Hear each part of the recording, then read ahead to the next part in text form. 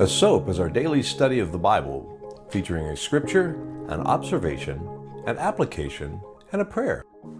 Good afternoon. Today's Wednesday, June 30th. I'm Tom Tracy, and this is your daily S.O.A.P. A little later than normal today, but we've got it out nonetheless. Our scripture for today is Acts chapter 20, verse 20.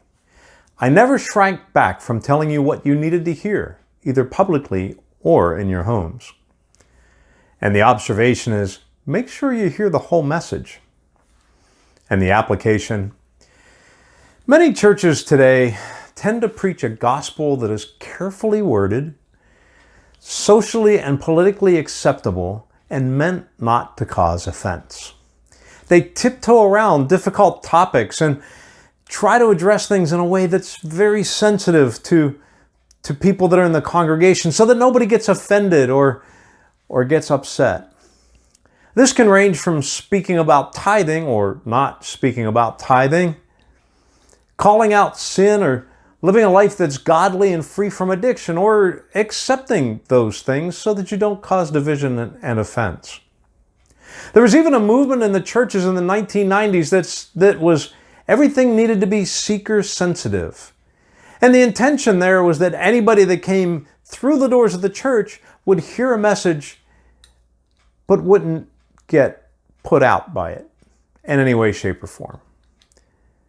This meant that the messages and the entire service and the teachings, both in the church and out in the masses, was intentionally designed to be non-offensive. The problem is the gospel is offensive to those that are living a life away from God.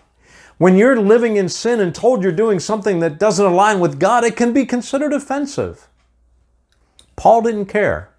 He preached the gospel plainly and true. He didn't take anyone's feelings into consideration when it came to what he preached. He wasn't worried about whether or not he was stepping on toes when he spoke. He preached what God told him to preach. And people hated him for it. But in all things, Paul held firm to the gospel.